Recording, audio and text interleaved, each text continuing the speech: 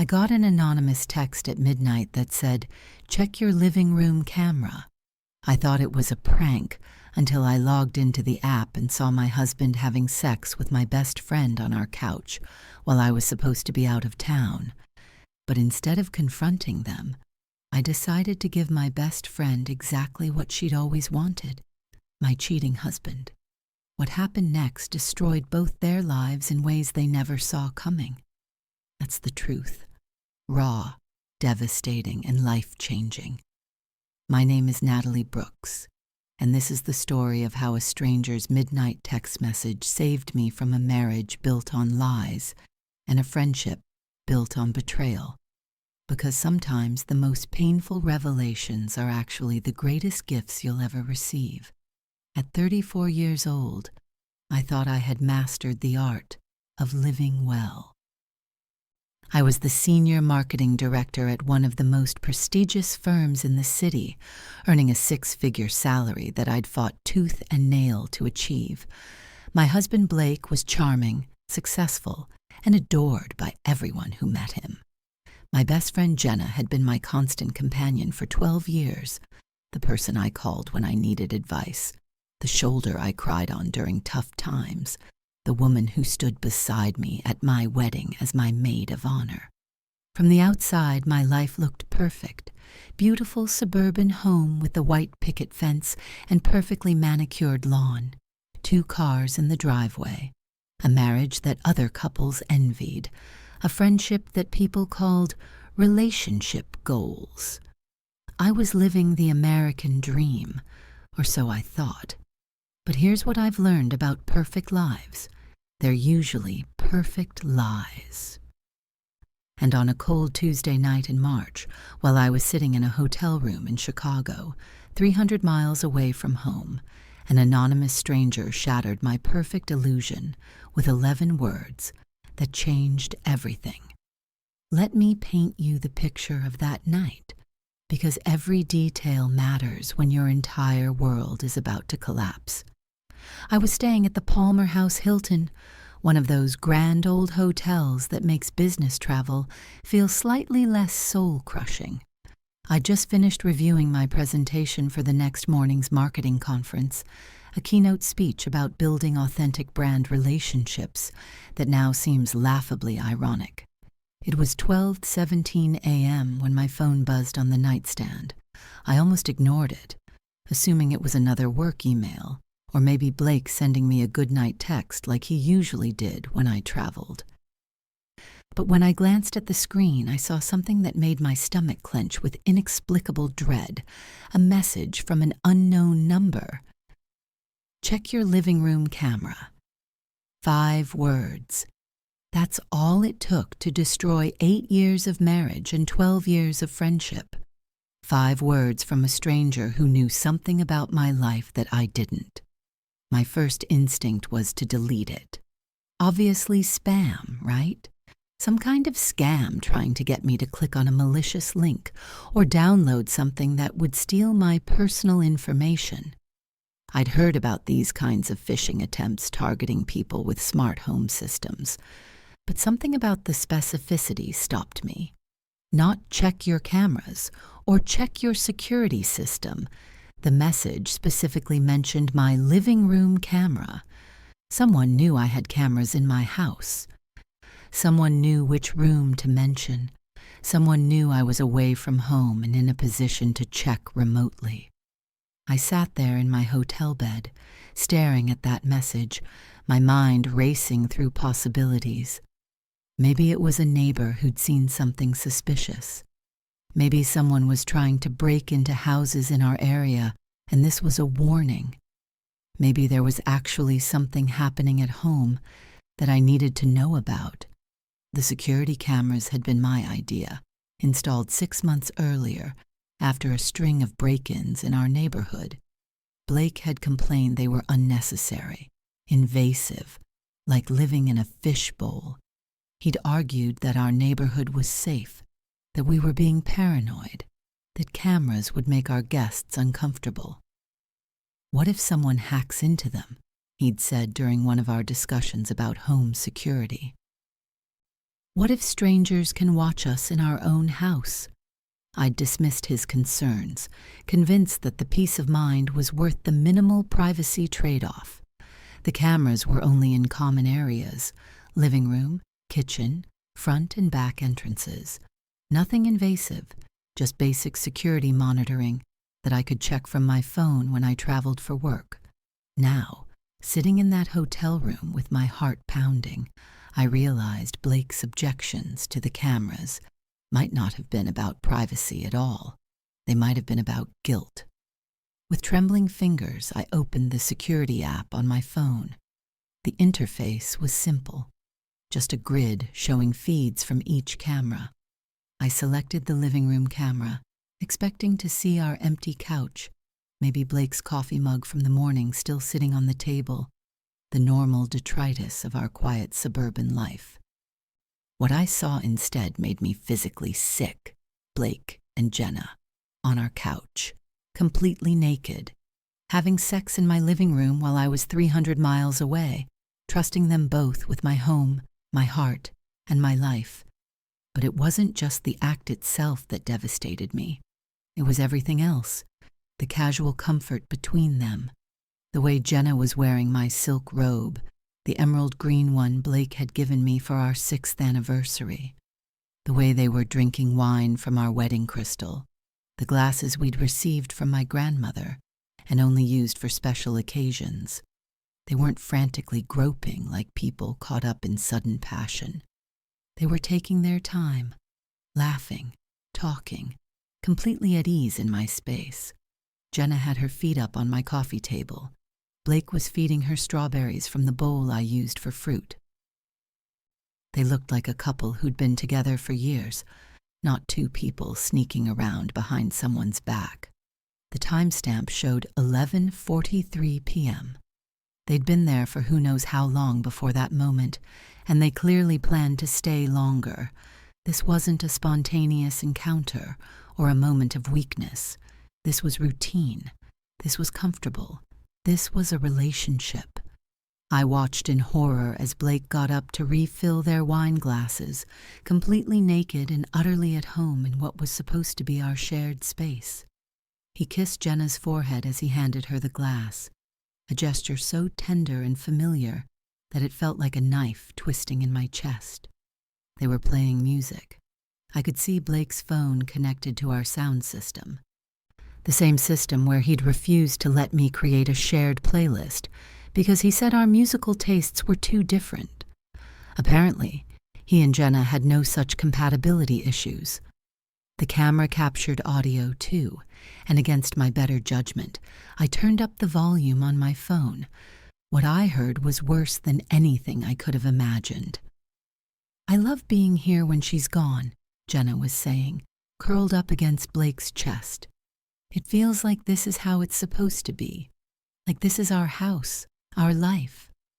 "I know, baby," Blake replied, stroking her hair. "I hate when she comes back and we have to pretend again. Sometimes I wish—" "What do you wish?" "I wish we didn't have to hide. I wish I could just be with you without all the complications." I had to mute the audio then because I was going to be sick. Actually, physically sick. I ran to the hotel bathroom and dry heaved over the toilet, my body rejecting the reality my mind was being forced to accept. This wasn't just an affair. This was a relationship. They weren't just betraying me physically. They were building a life together in my absence, using my home as their love nest, drinking from my glasses, sleeping on my couch, wishing I would disappear so they could have what they really wanted. When the nausea passed, I stumbled back to the bed and looked at my phone again. They were still there, still comfortable, still completely unaware that their perfect little secret was being recorded in high definition. I screenshot everything. The timestamps, their faces clearly visible, the intimate moments, the casual domesticity that proved this had been going on for a long time. My hands were shaking so badly I could barely operate the phone, but my professional training kicked in. Document everything. Gather evidence. build a case. Because even in my devastation, even as my marriage crumbled before my eyes, I knew this wasn't just about catching them in the act. This was about understanding the scope of their betrayal, the depth of their deception, and the calculated cruelty of their lies. As I sat there in that hotel room, watching my husband and best friend create memories in my living room while I was away trusting them both, something fundamental shifted inside me. The Natalie Brooks who had gone to sleep that night believing in her perfect marriage and her loyal friendship was gone forever. In her place was someone who finally understood that the life she'd been living was a carefully constructed illusion, maintained by two people who'd been lying to her face for God knows how long. But here's the thing about having your world destroyed. Sometimes it creates space for something better to grow. And as I watched Blake and Jenna playing house in my living room, I realized that I wasn't just watching my marriage end. I was watching my liberation begin. Because the anonymous stranger who'd sent me that midnight text hadn't just exposed their affair. They'd given me the greatest gift I'd ever received, the truth. And armed with that truth, I was about to make sure that Blake and Jenna got exactly what they'd been wishing for. Each other, complete with all the consequences they'd never considered. The perfect life I thought I was losing was about to become the perfect revenge I never saw coming. And it all started with 5 words from a stranger who cared more about my well-being than the 2 people I'd trusted most in the world. Check your living room camera. Best advice I ever received. To understand how I ended up in that Chicago hotel room watching my life implode through a smartphone screen, you need to know the story of Natalie Brooks, a woman who thought she'd built the perfect life through careful planning, hard work, and unwavering loyalty to the people she loved. 8 years ago, I was a different person entirely. Fresh out of Northwestern with a marketing degree and stars in my eyes, I landed an entry-level position at Pemberton & Associates, one of Chicago's most prestigious marketing firms. The pay was terrible, the hours were brutal, and my boss treated me like a coffee-fetching intern for the first 6 months. But I was determined to prove myself in an industry where women had to work twice as hard to get half the recognition. I threw myself into every project, volunteering for the campaigns no one else wanted, staying late to perfect presentations that other people would take credit for, slowly building a reputation as someone who could deliver results under impossible deadlines. By 26, I'd been promoted to account manager. By 28, I was running campaigns for Fortune 500 companies. By 30, I'd made senior marketing director, the youngest person in the company's history to reach that level. It was at a networking event celebrating my promotion that I met Blake Richardson. He was 32 then, a real estate agent with Richardson Properties, charming everyone in the room with stories about his latest $1 million sales and his plans to open his own brokerage. He had this magnetic personality that drew people in, confident without being arrogant, funny without being crude, successful without being pretentious. When he approached me at the bar and said, "You must be Natalie Brooks. I've heard you're the marketing genius behind the Hartwell Hotels campaign," I was flattered that he'd heard of my work. When he asked if I'd like to have dinner sometime to discuss potential marketing collaborations for his real estate business, I said yes, thinking it would be a professional networking opportunity. Our first date was supposed to be a business dinner. We met at Alinea, one of Chicago's most exclusive restaurants, and Blake had clearly spared no expense. He ordered wine that cost more than my rent, insisted on the chef's tasting menu, and spent 2 hours asking thoughtful questions about my work, my goals, my strategies for building brand loyalty in competitive markets, But somewhere between the molecular gastronomy and his stories about helping young families find their dream homes, the conversation shifted from professional to personal. He talked about growing up in Michigan, about his parents who'd been married for 35 years, about his dream of building something lasting in a world that seemed increasingly temporary. "I've always believed that success isn't just about money," he said over dessert. "It's about building relationships that matter, creating something bigger than yourself, finding someone who shares your vision for the future." I was smitten. Not just by his charm or his success, but by his apparent depth, his family values, his desire for something meaningful beyond just career achievement. In a city full of men who seemed more interested in closing deals than building relationships, Blake felt like a rare find. Our courtship was everything a romantic comedy dreams are made of. Weekend trips to Wisconsin vineyards where we'd talk about our future over candlelit dinners. Surprise picnics in Grant Park where he'd bring my favorite sandwiches from the deli near my office. Long walks along Lake Michigan where we'd plan the house we'd buy together, the children we'd raise, the life we'd build as a team. When he proposed 2 years later on the beach in Santorini, the same beach where we'd taken our first vacation together, I cried tears of joy that felt like they came from the deepest part of my soul. The ring was perfect, the setting was perfect, the words he spoke were perfect. "Natalie, you've made me believe in the kind of love that lasts forever," he said, kneeling in the sand as the sun set over the Aegean Sea. "Will you marry me and let me spend the rest of my life making you as happy as you've made me?" Our wedding was the event of the season. 200 guests at the Peninsula Chicago, flowers flown in from Holland, a 7-course dinner that had people talking for months afterward. Blake's best man gave a speech about how Blake had finally found the woman who could match his ambition and exceed his dreams. My maid of honor, Jenna, of course, cried through her entire speech about how Blake was the perfect man for the perfect woman.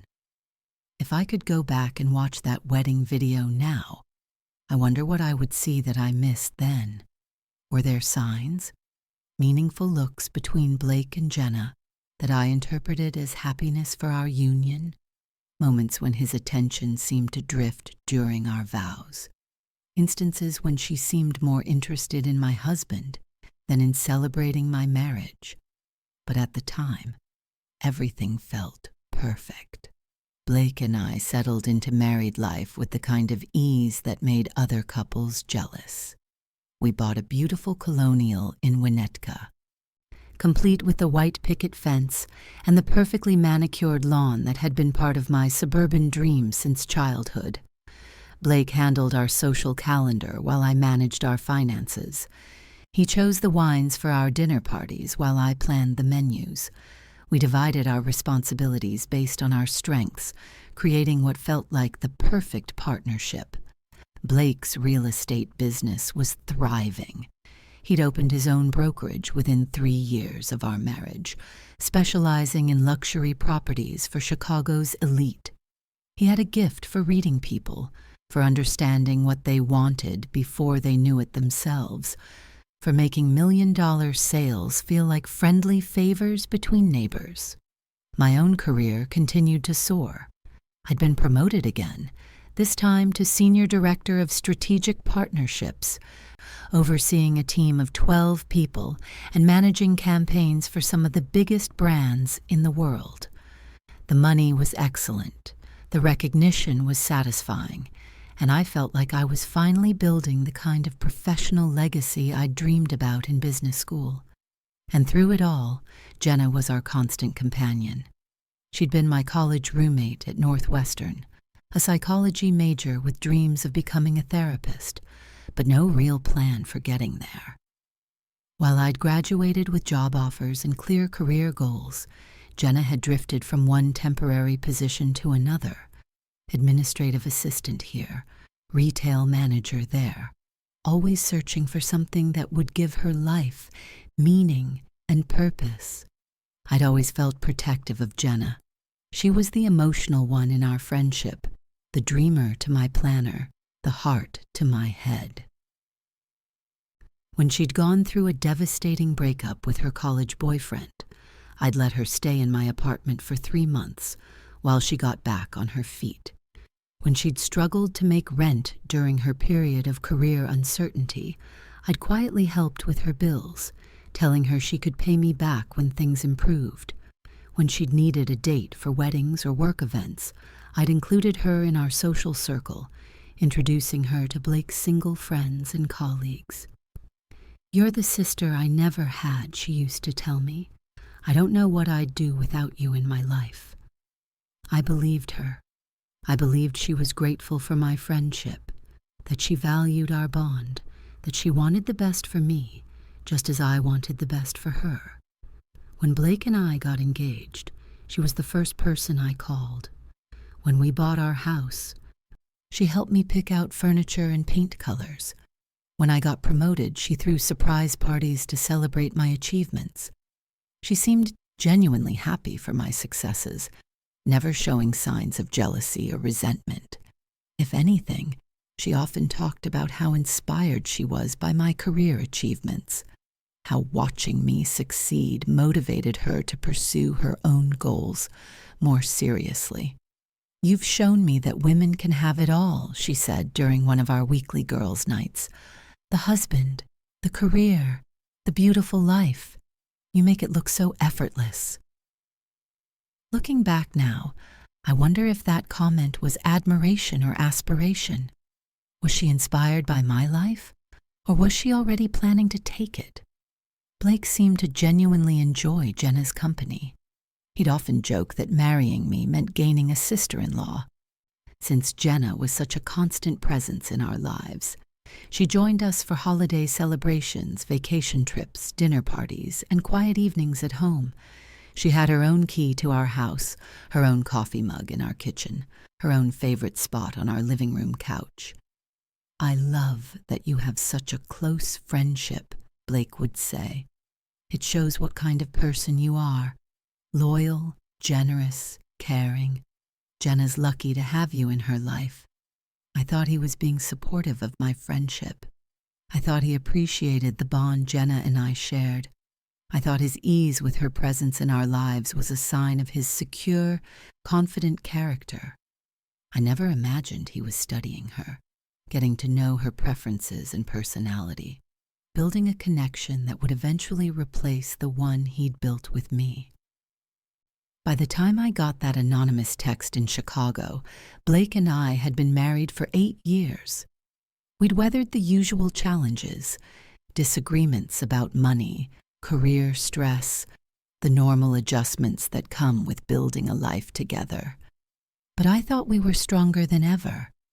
We just started talking seriously about having children, about expanding our family, and creating the next chapter of our perfect life. We'd even scheduled a fertility consultation for the month after my Chicago trip. Blake had seemed excited about the prospect of becoming a father, talking about converting our guest room into a nursery, about teaching our children to play tennis at the country club, about creating family traditions that would last for generations. "I can't wait to see you as a mother," he'd said, just weeks before my trip. "Our kids are going to be so lucky to have you." I believed him. I believed we were building toward something beautiful together. I believed our marriage was solid, our friendship was unbreakable, and our future was secure. But belief and reality are often two very different things. And as I sat in that hotel room, watching the two people I trusted most in the world betray me in real time through a camera they didn't know existed, I realized that the perfect life I'd been living was actually the perfect lie. The successful marketing executive who'd built her career on understanding human psychology had completely missed the psychology of the two people closest to her. The woman who'd made millions for companies by predicting consumer behavior had failed to predict the behavior of her own husband and best friend. The Natalie Brooks, who'd gone to sleep that night, trusting in her perfect marriage and perfect friendship, was about to wake up and discover that sometimes the most devastating betrayals come from the people who know exactly how to make you feel safe while they're destroying your life. But here's what I didn't know yet. Sometimes losing everything you think you want is the first step toward getting everything you actually deserve. And sometimes the people who betray you end up giving you the greatest gift of all, the chance to discover who you really are when all the illusions fall away. The aftermath of that midnight revelation was unlike anything I'd ever experienced. I've handled crisis communications for Fortune 500 companies, managed million-dollar campaigns under impossible deadlines, and negotiated contracts that could make or break entire marketing departments. But nothing in my professional experience had prepared me for the systematic destruction of my personal life, played out in real time through a smartphone screen. After that initial shock in the hotel bathroom, I forced myself to return to the bed and continue watching. Not out of masochism, but out of necessity. If I was going to confront this situation, I needed to understand exactly what I was dealing with. How long had this been going on? How deep did the betrayal go? Were there other people who knew? Had I been the only one living in ignorance while everyone else was aware of their affair? I turned the audio back on, steeling myself for whatever I might hear next. Blake and Jenna had moved from the couch to the kitchen, both still naked, both completely comfortable in my space. Blake was making what looked like his famous midnight snacks, grilled cheese sandwiches that he used to make for me during late-night study sessions when we were first dating. "I love when you cook for me," Jenna was saying, leaning against my granite countertops. Natalie always talks about how she's too busy to cook, how she just grabs whatever's convenient. But this feels like a real home, you know, like what a marriage should actually be. My hands clenched around the phone. She was criticizing my lifestyle choices while sleeping with my husband in my kitchen. The casual cruelty of it was breathtaking. "She's always been more focused on her career than on building a real relationship," Blake replied, flipping the sandwiches in my cast iron pan. "Don't get me wrong, I'm proud of her success, but sometimes I feel like I'm married to her job more than I'm married to her." I had to pause the feed and take several deep breaths. This was my husband of 8 years, talking about our marriage like it was a burden he'd been carrying rather than a partnership he'd chosen to build. The man who'd proposed to me on a beach in Santorini, who'd cried during our wedding vows, who'd spent years telling me how proud he was of my achievements, was now using those same achievements as justification for his betrayal. When I resumed watching, they'd moved back to the living room with their sandwiches. Jenna was curled up in Blake's lap on our couch, feeding him bites while they talked about their future together. "What if we just told her?" Jenna asked. "What if we sat her down and explained that we've fallen in love, that we want to be together? She's reasonable. She might understand." Blake laughed, but it wasn't a kind laugh. "Jenna, you don't know Natalie like I do. She's not going to just step aside gracefully. She'll fight for what she thinks is hers. She'll make it as difficult and expensive as possible." "But we could make it work," Jenna insisted. "She has her career, her independence. Maybe she'd be happier on her own anyway." "Maybe," Blake said, stroking her hair. "But there's also the house, the assets, the business connections. Natalie's not just my wife. She's been funding my lifestyle for years. Her salary is twice mine. If we divorce, I lose more than just a marriage." The coldness in his voice was like a slap across the face. He wasn't staying married to me because he loved me or valued our relationship. He was staying married to me because I was financially useful. I was subsidizing his lifestyle while he built a relationship with my best friend. I took screenshots of everything, my marketing training kicking in even through my emotional devastation. Document everything. Build a timeline. Understand the scope of the situation before making any decisions. "How long has this been going on?" I whispered to my empty hotel room. But as if they'd heard me, Blake answered the question for me. "I can't believe it's been over a year," he said, kissing Jenna's forehead. "Remember that first time at the Christmas party? When Natalie was so busy networking that she didn't even notice we'd disappeared for 2 hours? A year. Over a year of lies, deception, and betrayal. Over a year of them laughing at my obliviousness while I trusted them both completely. Over a year of Jenna sitting in my living room during girls' nights, listening to me talk about my marriage problems or my work stress, while she was secretly sleeping with my husband. I pulled up my calendar and counted backward. The Christmas party had been 14 months ago, a company event where I'd been networking with potential new clients while Blake and Jenna had apparently been starting their affair. I remembered that night. I'd been excited about several promising conversations with marketing directors from major corporations. I'd come home energized and happy, telling Blake about the connections I'd made, the opportunities that might develop. He'd seemed distracted that night. I remembered now. Distant. I'd attributed it to too much wine at the party, maybe some social exhaustion from schmoozing with my colleagues. I'd never imagined he was processing the beginning of an affair with my best friend. "What about when she went to that conference in Denver last month?" Jenna was asking. "We had 3 whole days together. It felt like we were actually married." "That was perfect," Blake agreed. "No sneaking around, no watching the clock, no pretending. Just us, living like a real couple." Denver. I'd been in Denver for a marketing summit, excited about the keynote speech I was giving on brand authenticity. The irony was almost laughable now. While I was teaching other professionals about building authentic relationships with consumers, my husband and best friend were building an authentic relationship with each other in my absence.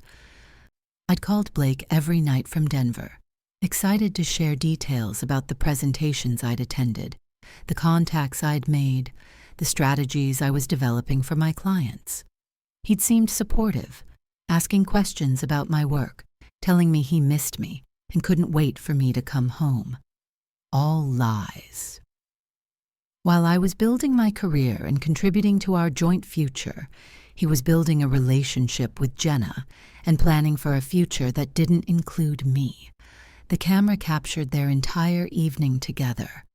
After their sandwiches, they watched a movie, a romantic comedy that Jenna had been trying to get me to watch for months.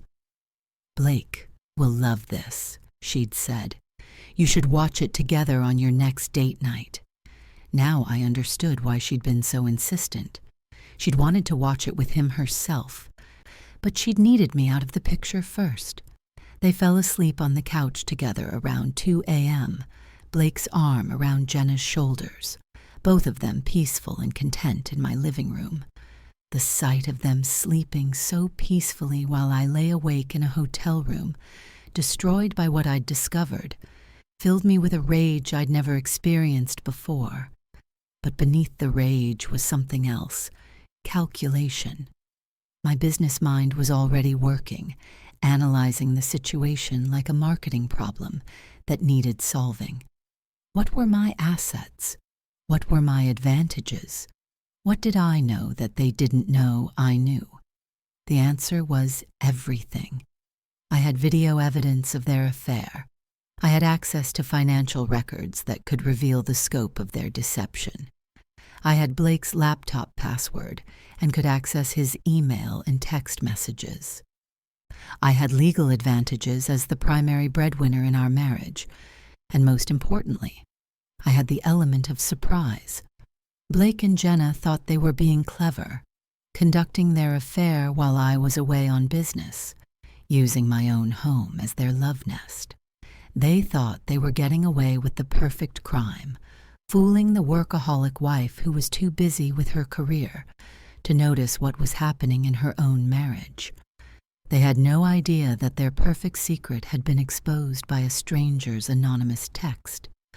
They had no idea that every moment of their intimate evening was being recorded in high definition. They had no idea that the woman they were betraying was lying awake in a hotel room, documenting their affair and planning their destruction. As I watched them sleep peacefully on my couch, I made a decision that would change all of our lives forever. I wasn't going to confront them immediately. I wasn't going to call them in tears, demanding explanations and apologies. I wasn't going to give them the opportunity to gaslight me, minimize their behavior, or craft convenient lies to explain away what I'd seen. Instead, I was going to use my professional skills for personal purposes. I was going to investigate this affair the same way I researched marketing campaigns, systematically, thoroughly, and strategically. I was going to gather evidence, understand the full scope of their deception, and then I was going to destroy them both with the same precision I used to build marketing strategies. But there was something else driving my decision to wait, something beyond just strategic thinking. As I watched Blake sleep with my best friend in my living room, I realized that Jenna had always wanted my life. She'd envied my career success, my financial stability, my beautiful home, and apparently, my husband. She'd spent 12 years pretending to be my loyal friend while secretly coveting everything I'd built.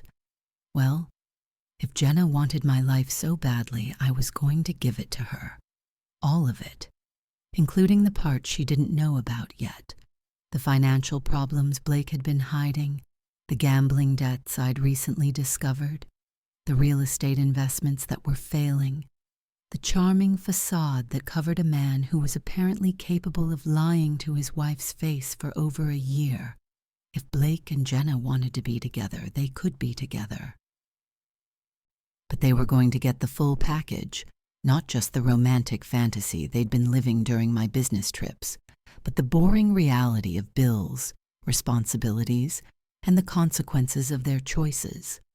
I stayed awake until sunrise, taking screenshots, making notes, and planning my next moves. The marketing conference that had brought me to Chicago suddenly seemed like the least important thing on my schedule. I had a much more critical campaign to develop, one that would ensure Blake and Jenna got exactly what they deserved. By the time they woke up on my couch and Blake snuck Jenna out through the back door to avoid the neighbors, I had already begun the systematic documentation of their affair. I'd accessed Blake's email account from my laptop and found months of romantic messages between them. I'd checked our credit card statements and found charges for hotels, restaurants, and gifts that I hadn't been aware of. I'd reviewed our bank accounts and discovered that Blake had been spending our joint money on his affair for over a year. The evidence was overwhelming. Blake and Jenna had been conducting their relationship like a married couple, using my money to fund their dates, my home to build their intimacy, and my absence to create their perfect little fantasy world. But fantasies don't last when they meet reality, and I was about to introduce them both to a reality they'd never seen coming. The anonymous text that had shattered my perfect life was about to become the foundation for their perfect destruction. Because sometimes the best revenge isn't getting mad, it's getting even. And I was about to get very, very even. The next 3 days in Chicago were the most surreal of my life. During the day, I delivered my keynote speech on building authentic brand relationships. The irony wasn't lost on me. Attended networking sessions, and maintained my professional facade. But every spare moment was spent conducting the most important investigation of my career. systematically documenting the destruction of my marriage. I didn't sleep more than a few hours each night.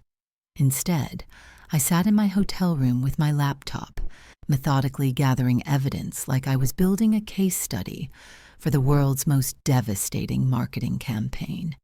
Except this time, the product I was exposing wasn't a competitor's brand weakness. It was my husband's year-long affair with my best friend. The first thing I did was respond to that anonymous text at 3:47 a.m. After watching Blake and Jenna's entire evening unfold, I sent a message back to the unknown number. "Who is this? How did you know?" The response came within minutes. "Someone who thought you deserved to know the truth. I'm sorry you had to find out this way." "How long have you known?" I typed back. "Long enough to realize they weren't going to tell you themselves. I've been watching this unfold for months, waiting for one of them to grow a conscience. When it became clear that wasn't going to happen, I decided you needed to know." "Why now? Why tonight?" "Because I saw Jenna's Instagram story from earlier today. She posted a picture of your house, talking about spending a cozy evening with a special someone while you were away. The casual cruelty of it made me sick. You're being humiliated publicly, and you don't even know it." I immediately checked Jenna's Instagram account. Sure enough, there was a story from yesterday evening showing our living room, artfully staged with candles and wine glasses, captioned, "Perfect night, in with my favorite person." The timestamp showed 6:30 p.m., about 5 hours before I'd received the anonymous text. My so-called best friend was literally broadcasting her affair with my husband on social media, confident that I was too trusting and too busy to notice. The level of disrespect was breathtaking. "Who are you?" I asked again. "Someone who knows what it's like to be betrayed by people you trust. Someone who wishes a stranger had told them the truth before they wasted more years on a lie." I spent the rest of that first night using my remote access to our home security system to review weeks of footage. The cameras had motion activation, so I could see exactly when people entered and left our house, what rooms they used, how long they stayed. What I discovered was worse than I'd imagined. This wasn't just an affair that happened when I was out of town on business. Blake and Jenna were meeting at our house regularly, during his lunch breaks when I was at work, on weekends when I went to the gym, during my book club meetings on Thursday evenings. They'd turned my home into their personal love nest, using every room except our bedroom. Apparently, they had some boundaries, though not many. The guest room, my home office, the living room, even the kitchen island. They'd been intimate in every space I considered sacred. The motion sensor showed a pattern going back 14 months, exactly matching Blake's timeline from their conversation. Jenna's car in our driveway for hours at a time when I wasn't home. The two of them entering and leaving together. Blake letting her in through the back door, probably to avoid neighbors seeing her arrive. But what made it worse was reviewing the footage from times when I had been home. Dinner parties where Jenna would touch Blake's arm just a moment too long while I was in the kitchen. Movie nights where they'd sit just slightly too close on the couch while I was focused on the screen. Holiday celebrations where they'd exchange meaningful looks while I was playing hostess. They'd been conducting their affair right in front of me, banking on my trust and my obliviousness to hide their deception in plain sight.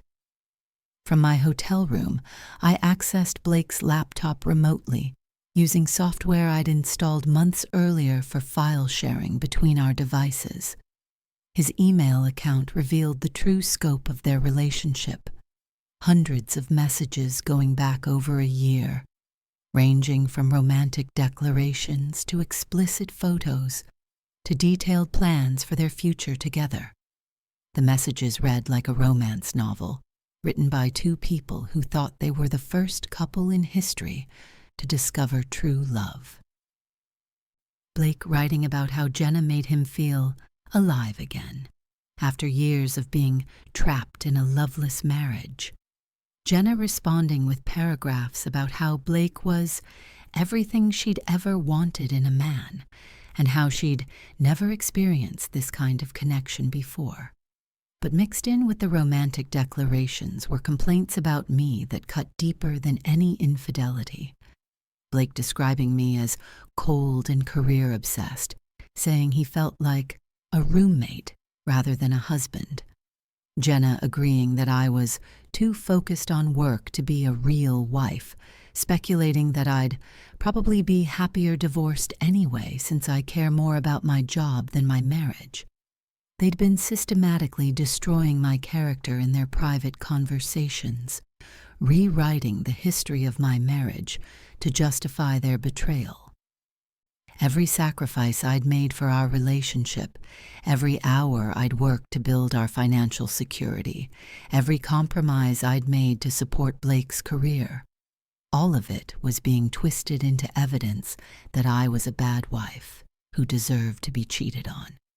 The financial investigation revealed another layer of betrayal. Blake had been using our joint credit cards to fund his affair for months. Romantic dinners at restaurants I'd never been to, hotel rooms for afternoon encounters, jewelry purchases that I'd never seen, weekend getaways that he'd told me were work-related. He'd spent over $15,000 of our money on his affair with Jenna, money that I'd earned through 60-hour work weeks and weekend conferences. Money that was supposed to be building our future together was instead financing his relationship with my best friend. But the most damaging discovery came when I dug deeper into Blake's financial records. The gambling problem I'd recently uncovered was worse than I'd known. His sports betting losses totaled nearly $40,000 over the past 2 years, money he'd been hiding by taking cash advances on credit cards I didn't know existed. Blake Richardson, the successful real estate agent who everyone admired, was actually drowning in debt.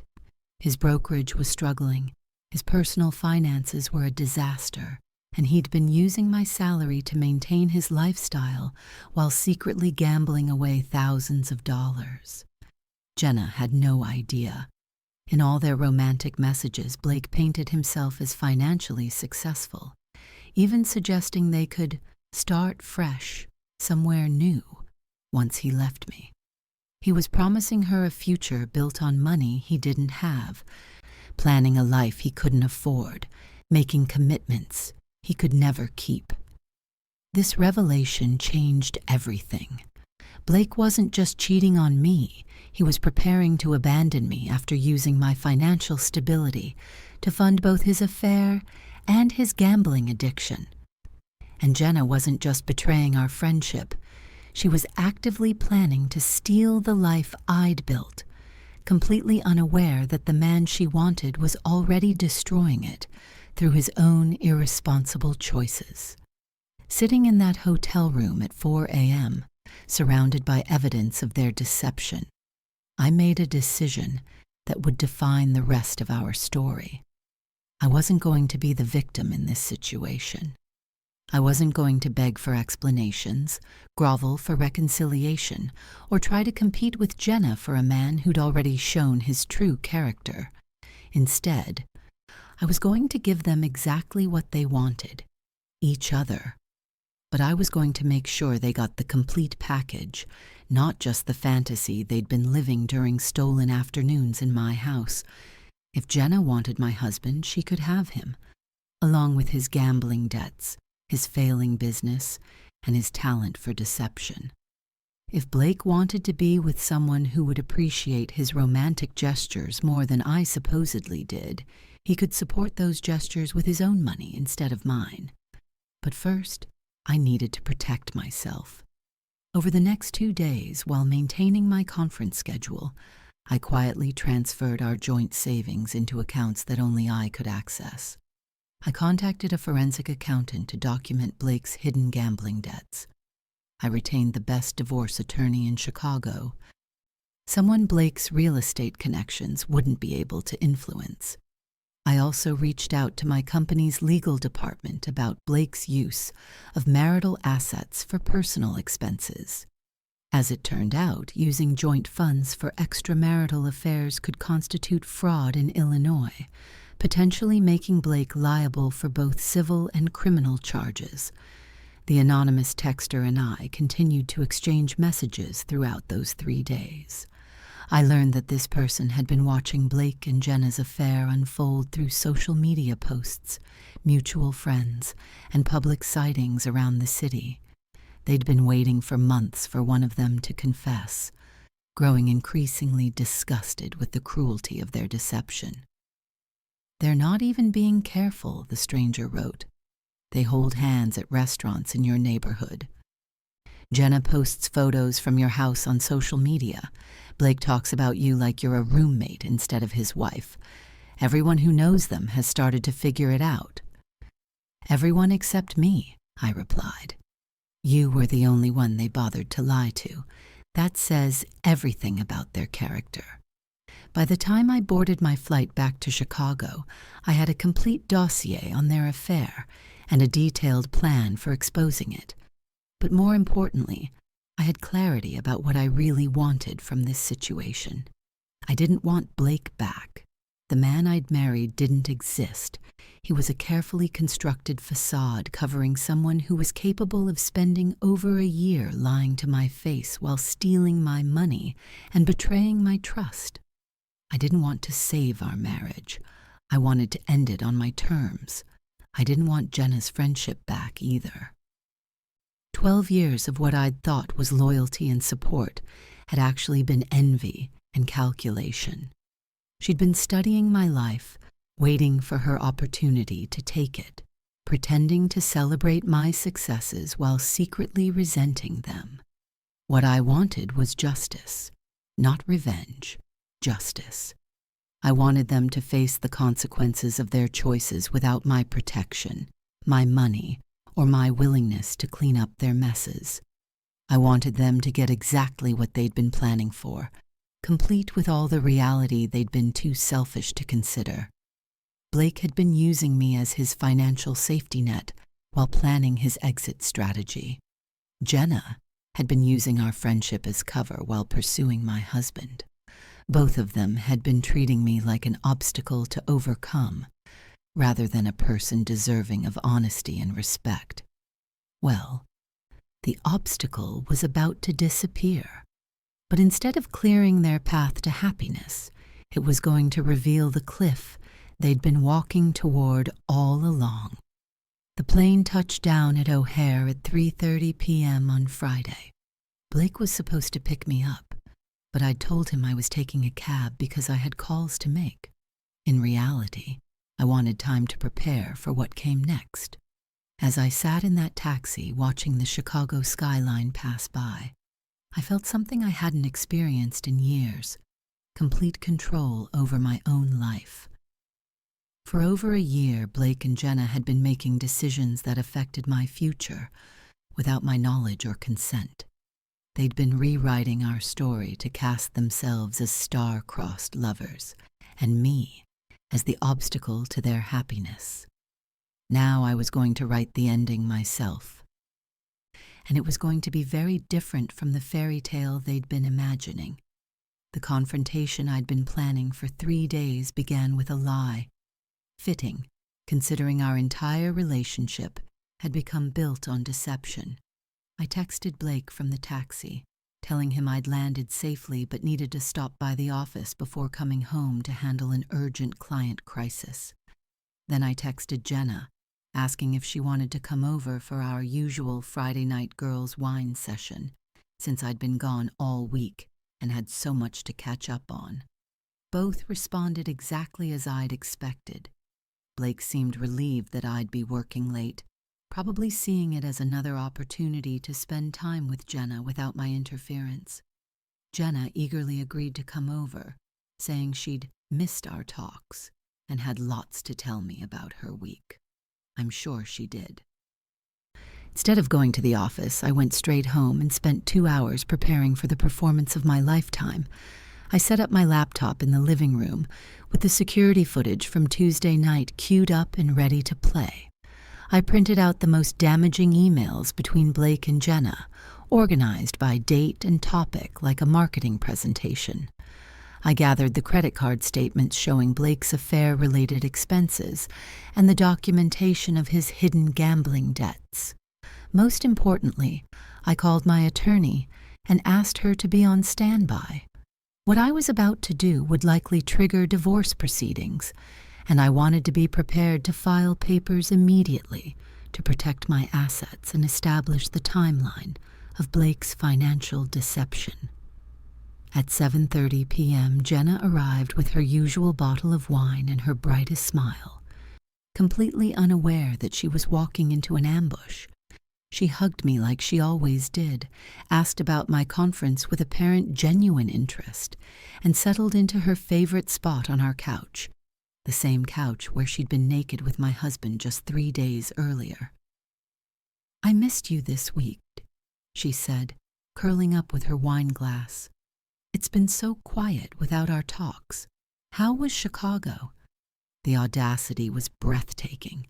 She was sitting in the exact spot where she'd told Blake she loved being in our house when I was gone, asking about the trip that had given them 3 uninterrupted days to play house in my absence. "Chicago was very enlightening," I said carefully. "I learned some fascinating things about building authentic relationships and recognizing when people aren't who they pretend to be." If she caught the subtext, she didn't show it.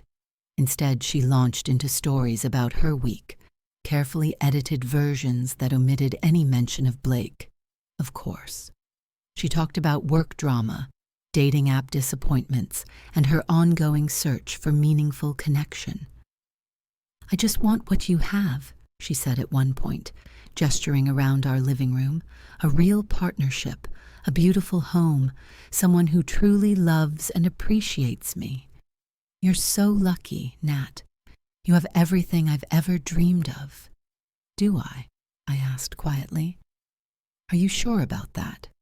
She must have heard something in my tone because her expression shifted slightly. "Of course you do. Look at this life you've built. Blake adores you. Your career is amazing. You have everything figured out." "That's interesting," I said, standing up and moving to my laptop. "Because I received some information this week that suggests maybe I don't have everything figured out after all." I could see the moment panic began to creep into her eyes. She set down her wine glass and sat up straighter, like an animal sensing danger. "What kind of information?" Instead of answering, I opened my laptop and turned the screen toward her. The security footage from Tuesday night was paused on a perfect frame showing her and Blake together on our couch, both naked, both clearly identifiable. The sound that came out of Jenna's mouth wasn't quite a gasp, wasn't quite a scream. It was the sound of someone watching their entire world collapse in real time. Her face went white, then red, then white again as she stared at the evidence of her betrayal, frozen on my laptop screen. "Natalie, I can explain." "Can you?" I pressed play, and the audio of their conversation from Tuesday night filled our living room.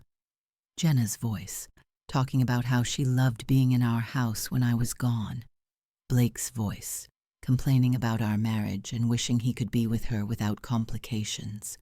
She was crying now, ugly tears streaming down her face as she listened to herself planning a future with my husband in my own living room. But I wasn't finished. "I know it's been going on for over a year," I said calmly. "I know you've been using our house for your affair every time I'm out of town or even just at work.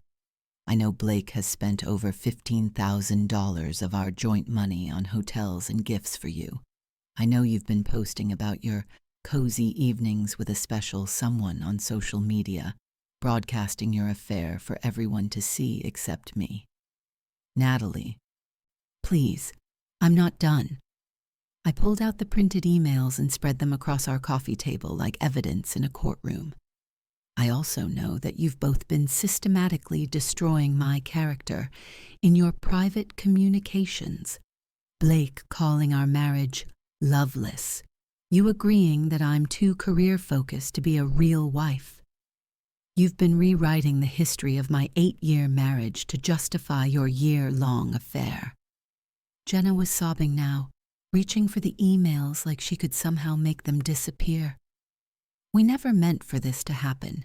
It just developed naturally. We tried to fight it. Did you try to fight it when you were having sex on my couch Tuesday night? Did you try to fight it when you were wearing my anniversary robe and drinking from my wedding crystal? Did you try to fight it when you were making plans for your future together while I was in Chicago, working to support the lifestyle Blake has been using to impress you? That's when I heard Blake's key in the front door. Perfect timing. I'd texted him 20 minutes earlier saying my client crisis was resolved and asking him to come home because I had something important to discuss. He walked into the living room expecting to find his wife and his mistress having their usual friendly chat, probably planning to act surprised when Jenna happened to still be there when he arrived. Instead, he found Jenna crying hysterically, and me standing over a coffee table covered with evidence of their affair. The look on his face was priceless, confusion giving way to recognition, giving way to pure panic as he realized what was happening. Natalie, what's going on? I got an interesting text message while I was in Chicago, I said, picking up my phone and showing him the anonymous message. Someone thought I should check our living room camera. So I did. I turned the laptop toward him and hit play again. He watched himself on screen, naked and comfortable in our living room with my best friend, discussing our marriage like it was a business arrangement he was ready to dissolve. Jesus Christ, he whispered. That was Tuesday night, I continued, but I've been doing some research since then.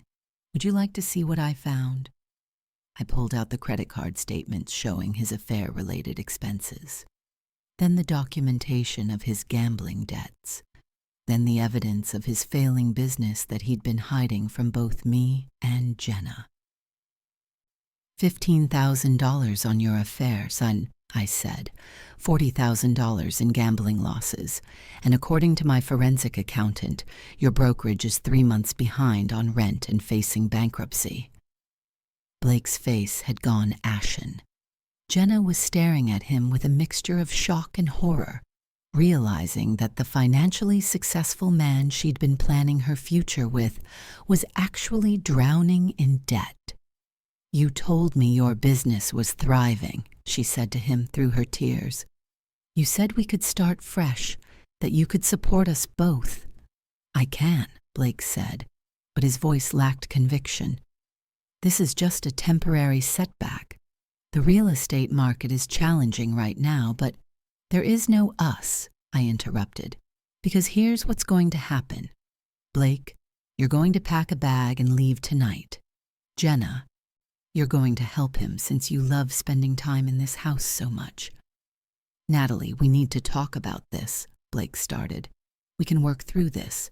People make mistakes. Mistakes? I laughed, but there was no humor in it. A mistake is forgetting our anniversary or double booking a dinner reservation. This was a calculated year-long campaign to betray me while using my money to fund your betrayal. This was you and my best friend systematically destroying my character to justify your affair. This was fraud, Blake. Financial fraud.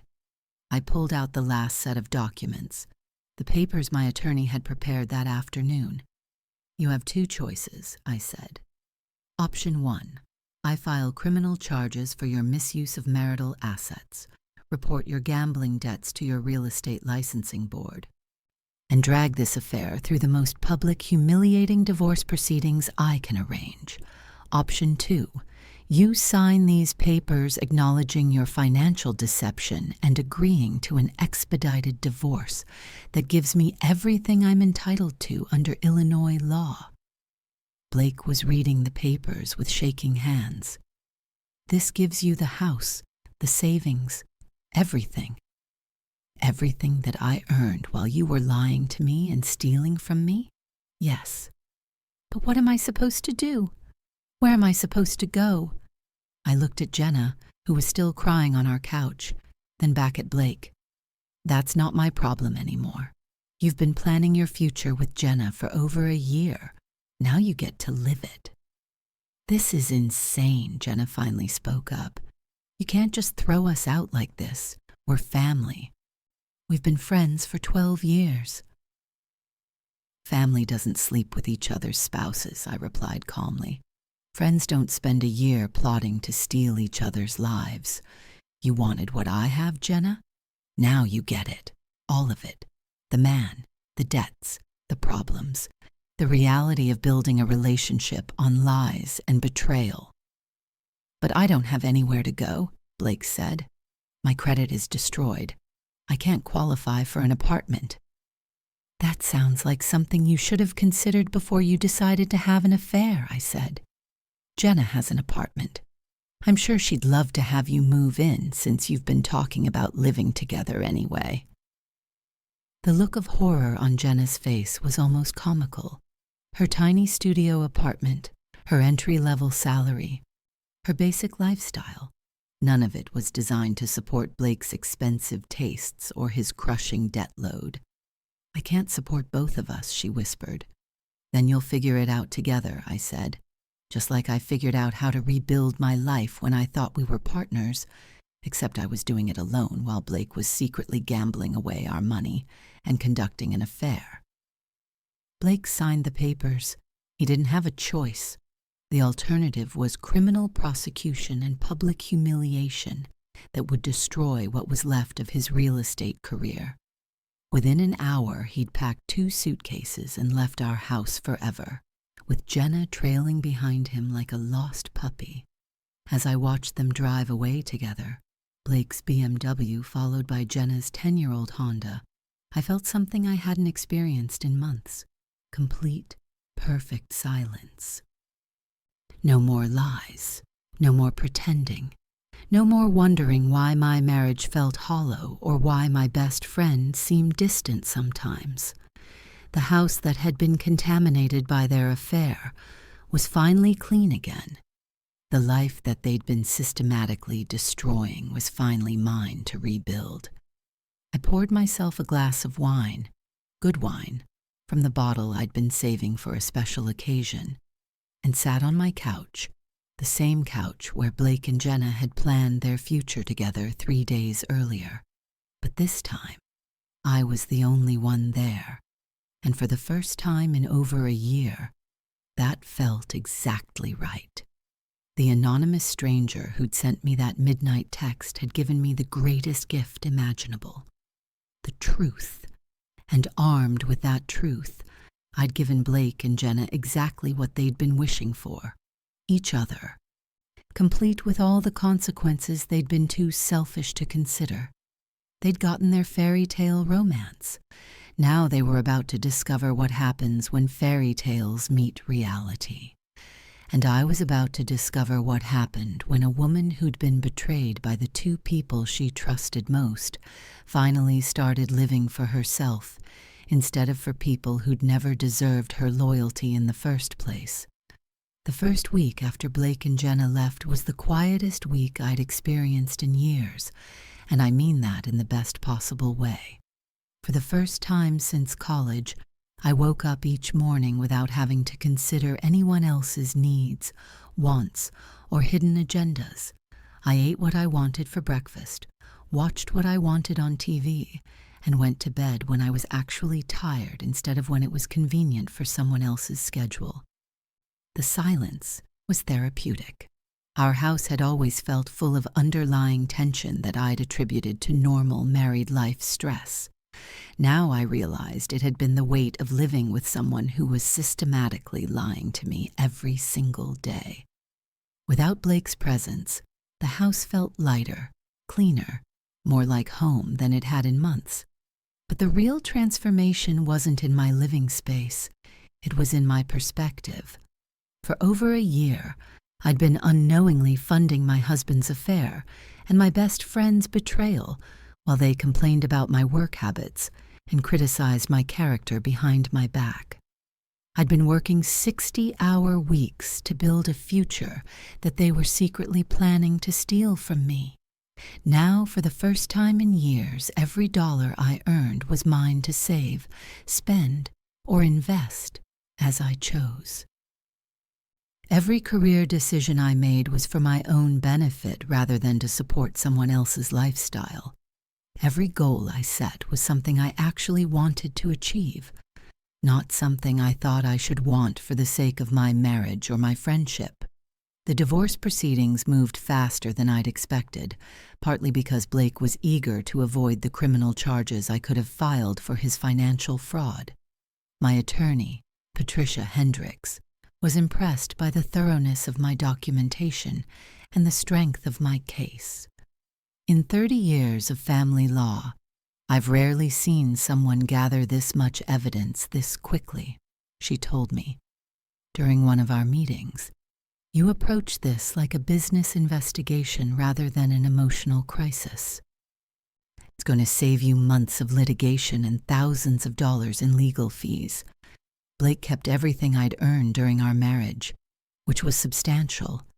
The house, the savings accounts, the investment portfolio I'd been building, all of it remained mine. Blake left with his personal belongings, his failing business, and his crushing debt. Illinois law was very clear about protecting the financial interests of spouses who'd been defrauded, and Blake's use of marital assets for gambling and extramarital affairs qualified as fraud. But the most satisfying part wasn't the financial settlement. It was watching Blake and Jenna discover the reality of their situation once the excitement of their forbidden romance wore off. 3 weeks after they'd moved in together, I ran into them at the grocery store. The transformation was striking. Blake looked exhausted and stressed, wearing clothes I didn't recognize, probably because he could no longer afford his usual expensive brands. Jenna looked overwhelmed and resentful, pushing a cart full of generic groceries, while Blake stood beside her empty-handed, apparently contributing nothing to their domestic responsibilities. "Natalie," Jenna said when she saw me, her voice tight with forced politeness. "How are you doing?" "Better than ever," I replied honestly. "How's living together working out for you two?" The look they exchanged spoke volumes. This wasn't the romantic cohabitation they'd fantasized about during their stolen afternoons in my house. This was reality. Bills, responsibilities, and the stress of trying to build a life together when one person brought nothing but debt and problems to the relationship. "It's an adjustment," Blake said carefully. "I'm sure it is," I agreed, "especially when you're used to having someone else handle all the financial responsibilities." I learned more about their situation from mutual friends who felt compelled to update me on the drama. Apparently, Blake had moved into Jenna's tiny studio apartment, bringing with him not just his belongings but his creditors. Collection agencies were calling constantly. His real estate license was under review due to his gambling debts. He'd been forced to close his brokerage and was working as a junior agent for someone else's firm, making a fraction of his previous income. Meanwhile, Jenna was discovering that supporting a financially irresponsible man was very different from having romantic encounters with someone else's financially responsible husband. Blake's gambling addiction hadn't disappeared with our divorce. If anything, the stress of his changed circumstances had made it worse. Jenna was having to monitor their bank accounts and credit cards to prevent him from making their situation even more desperate. "She looks miserable," my friend Rachel reported after seeing them at a restaurant. Blake was complaining about the food being too expensive while she was clearly trying to calculate if they could afford it. It was painful to watch. The fairy tale romance that had seemed so exciting when it was funded by my salary and conducted in my house was considerably less appealing when it became their daily reality. The man Jenna had thought she was stealing was actually a facade I'd been unknowingly maintaining through my financial support and emotional labor. 6 months after our confrontation, Jenna reached out to me. She sent a long email that started with apologies and ended with a request to meet for coffee, to talk about everything that happened. Against my better judgment, I agreed, curious to hear what she had to say after living with the consequences of her choices. We met at a coffee shop downtown, neutral territory where neither of us had memories or history. Jenna looked terrible, thin, tired, with the kind of stress lines that come from months of financial and emotional pressure. She was wearing clothes I'd never seen before, probably because she could no longer afford her usual shopping habits. "I owe you an apology," she started, but I held up my hand to stop her. "No, you don't," I said. "You owe me nothing. You gave me exactly what I needed, clarity about who you really are and what my marriage really was." She looked confused. "But what we did was terrible. We betrayed you, lied to you, treated you horribly." "Yes, you did, and I'm grateful." The confusion on her face deepened. "Grateful?" "Jenna, I spent 8 years married to a man who was using me as his personal ATM while planning his exit strategy. I spent 12 years believing you were my loyal friend when you were actually studying my life and waiting for your chance to take it. If you hadn't gotten careless with your social media posts, I might have wasted years more on both relationships." I leaned forward, making sure she understood every word. "You did me a favor by showing me the truth. Blake was never the man I thought I married. You were never the friend I thought I had. The life I thought we were building together was actually a life I was building alone, while supporting people who were actively working against me." "But now you're alone," she said quietly. "No," I corrected. "Now I'm free. There's a difference." She started crying then, not the dramatic tears of our confrontation 6 months earlier, but the quiet, exhausted tears of someone who'd finally realized the magnitude of their mistake. "He's not who I thought he was," she whispered. "The Blake you married, the one I fell in love with, that person doesn't exist. The real Blake is selfish, irresponsible, and completely willing to let other people solve his problems while he makes them worse." "I know," I said gently. "I supported him for 8 years while he developed those habits. You've been supporting him for 6 months. How's it working out for you?" "It's destroying me," she admitted. "Financially, emotionally, mentally. I can't afford his lifestyle. I can't fix his problems, and I can't trust him not to make new ones. Every day feels like crisis management." "That's what marriage to Blake actually looks like," I told her. "What you experienced during your affair was the fantasy version, the version where someone else handles all the real-world problems while you get to enjoy the romance and excitement."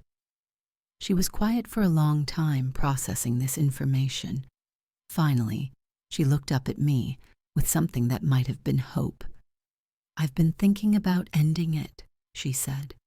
"The relationship with Blake, but I feel like I can't, after everything we did to be together." "Jenna, you're not obligated to stay in a relationship that's destroying your life just because you destroyed someone else's relationship to get into it. Bad decisions don't become good decisions just because you've invested time in them. But what about you? Can you ever forgive me?" I considered the question seriously. "I don't think about forgiving you, because that would require me to still be angry about what you did. And I'm not angry anymore. What you did freed me from a marriage that was slowly destroying my self-respect and a friendship that was based on lies. I'm grateful for that freedom, even though the way I got it was painful." She left that coffee shop with tears in her eyes, but also with something like relief. 2 weeks later, I heard through mutual friends that she'd ended her relationship with Blake and moved back in with her parents to recover financially and emotionally from the experience. Blake, meanwhile, declared bankruptcy within the year. His real estate career never recovered from the scandal of his gambling debts and the revelation of his affair. Last I heard, he was working retail and living in a studio apartment, still blaming everyone but himself for his circumstances. The anonymous person who'd sent me that midnight text remained a mystery for almost a year. Then, at a work conference, I was approached by a woman I didn't recognize who seemed to know me. "You probably don't remember me," she said, "but we have a mutual connection. I'm Blake's ex-girlfriend from college, Miranda Walsh." The pieces clicked into place immediately. "You sent me the text," she nodded. "I'd been watching your situation unfold through social media and mutual friends for months. Blake had pulled the same financial manipulation and emotional manipulation on me that he was doing to you. When I saw Jenna posting about spending cozy evenings in your house while you were out of town, I couldn't stay silent anymore." "Why did you get involved? You didn't know me." "Because I wished someone had warned me about Blake before I wasted 3 years of my life supporting his lies and financing his bad decisions. I saw you heading down the same path, and I couldn't watch another woman get destroyed by his selfishness." Miranda and I became friends, real friends, based on honesty and mutual respect rather than convenience and shared history. She helped me understand the patterns of Blake's behavior that I'd missed, the subtle manipulations and financial irresponsibility that I'd been enabling without realizing it. "The Blake you married was always the real Blake," she told me. "Charming, manipulative, financially irresponsible, and completely willing to let other people solve his problems. You just did such a good job managing his life that you never saw how much energy you were spending to make him appear functional." 2 years after that midnight text changed my life, I'm living in a beautiful downtown condo that I bought with cash from the sale of the suburban house that held too many painful memories. My career has flourished without the distraction of managing someone else's crises and supporting someone else's lifestyle. I've been promoted again, this time to VP of Strategic Development, and I'm being courted by companies who want to hire me as their CMO. But more importantly, I've learned to trust my instincts about people. The red flags I ignored in Blake, his financial secrecy, his casual attitude toward debt, his tendency to blame external circumstances for his problems, are things I'd never overlook again. The signs of jealousy and manipulation I missed in Jenna, her constant comments about my perfect life, her subtle criticisms disguised as concern, her tendency to make my successes about her struggles, are patterns I can now spot immediately. I'm dating someone new now, David, a finance professor who shares my values about honesty, responsibility, and building something real together. He knows the whole story about Blake and Jenna, and he's shown me what a healthy relationship actually looks like. Transparent communication, shared responsibilities, and mutual respect for each other's independence and goals. "You seem happier than anyone I've ever met," David told me recently. "Like you're finally living the life you actually want, instead of the life you think you should want." He's right. The perfectionist, who tried to maintain an ideal marriage and an ideal friendship by ignoring obvious problems and enabling destructive behavior, is gone. In her place is someone who understands that real happiness comes from authentic relationships with people who deserve your trust, not from trying to force fake relationships to work through sheer determination and financial support. Sometimes I think about that night in the hotel room, watching my life implode through a smartphone screen. At the time, it felt like the worst moment of my life. Now I understand it was actually the best moment. The moment when I stopped living someone else's lie and started living my own truth. Blake and Jenna got exactly what they wanted. Each other, free from the burden of my presence and my career obsession. They also got exactly what they deserved. A relationship built on betrayal, funded by debt, and maintained through the kind of crisis management that destroys people slowly and completely. I got something even better, my life back, my self-respect restored, and the freedom to build relationships with people who actually deserve my loyalty and trust. The anonymous text that destroyed my perfect life was actually the greatest gift I've ever received.